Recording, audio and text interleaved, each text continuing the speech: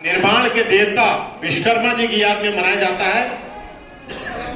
तो इसलिए मैं आप सभी को इस आज के पावन पर्व की भी शुभकामना देता हूं। दोस्तों, एक बहुत विशेष बात मैं आपको बता दूं, जो भारत में जो संविधान रचा गया है, डॉक्टर बाबा भीमराव अंबेडकर साहब ने जिसको आर्किटेक्चर किया है, और अभी 14 साल पहले नेपाल में नया संविधान लिखा गया था।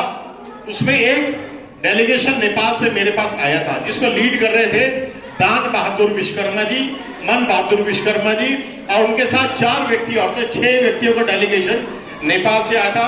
उन्होंने मेरे से सहायता मांगी थी। तो मैंने उनको भारत का जो संविधान है, जिसके रचयिता भारत रत्न डॉक्टर बाबा भीमराव अंबेडकर गरीबों की मसीहा है, तो आरक्षण के बारे में मैंने उनको सारा कुछ बताया, उन्होंने नोट किया। और उसके बाद जो नेपाल का संविधान जो नया बनाया, उसके अंदर भारत के संविधान से बहुत कुछ लिया गया है। और वहां का जो डेलीगेशन वो आके हमसे मिला था, हमने उनकी पूरी मदद की। तो अभी जो भारत का संविधान है और नेपाल का संविधान है, दोनों लोकतांत्रिक संविधान है। इसलिए एक जोरदार तालियां नेपाल के लिए भी होनी चाहिए, जिन्होंने अपना आग्रह समझते हुए भारत से यह मदद सहायता मांगी थी। और हम बड़ा गौरवान्वित महसूस करते हैं कि हमने उसमें पूरी मदद की, और इसीलिए नेपाल के लोग हमसे जुड़े हैं। नेपाल के लोगों के साथ पिछले 10-12 साल में मैंने देखा, दिल्ली और जो एनसीआर का एरिया है, निकटवर्ती क्षेत्र है, नाना प्रकार के केसों में नेपाली बंधुओं को फंसा दिया गया था।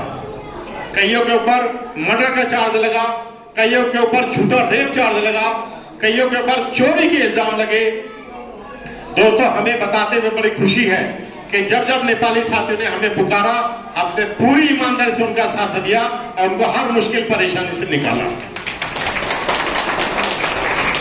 दोस्तों, इस मंच से मैं आपको यह आश्वासन देता हूं, आप हमारा नंबर भाई अर्जुन दयाल जी से ले लीजिएगा। और अभी जो हमने कार्यक्रम जिसके विषय में अर्जुन दयाल जी बता रहे थे, 23-24 जुलाई को हमने दिल्ली के ऐतिहासिक रामलीला मैदान में अपने समाज का एक कार्यक्रम किया, अपने समाज को ऊंचा उठाने के लिए कार्यक्रम किया, समाज के लोगों को संगठित करने के लिए कार्यक्रम किया।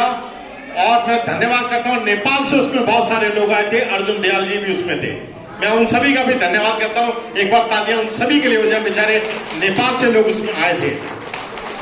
दोस्तों, आप हमारा मोबाइल नंबर नोट कर लीजिएगा कभी भी, क्योंकि ये कहावत है ना, अ friend in need is a friend Indeed. कभी भी कोई मुश्किल परेशानी में आप पड़ जाएं तो हमारी सेवा निःशुल्क निस्वार्थ है।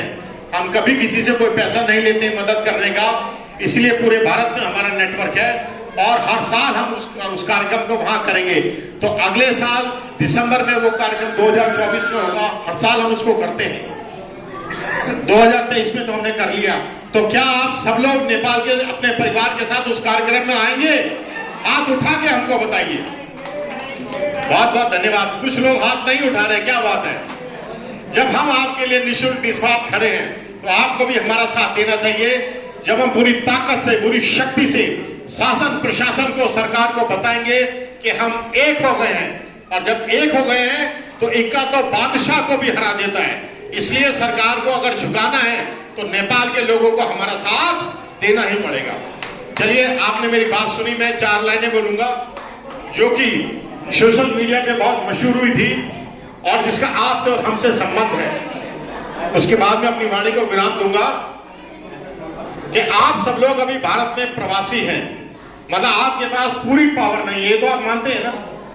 तो आप हैं बुलबुल, और जो लोग नेपालियों के ऊपर अत्याचार करते हैं वो लोग हैं बाज। तो इसके लिए जो मैंने लाइनें लिखी थी, क्या लिखी थी कि बुलबुलों के पंजों में बाज नहीं रहते। मतलब आप सब लोगों के ऊपर जो अत्याचार होता है, उससे ऊपर उठने के लिए मैंने लिखा है। इसको ध्यान से सुनना। इसका संबंध आपके और हमारे समाज से है कि बुलबुलों के पंजों में बाज नहीं रहते, और बुज़दिलों के सीने में राज नहीं रहते, और जिस कौम को पड़ जाए सर झुका के चलने की आदत, वो झुके हुए सरों पे कभी ताज नहीं रहते, ताज नहीं रहते। बहुत बहुत धन्यवाद। आपने मेरी बात को सुना, मेरी बात का समर्थन किया। मैं हृदय की गहराई से आप सभी का हार्दिक अभिनंदन करता हूं। कोली समाज, विश्वकर्मा साहब जिंदाबाद।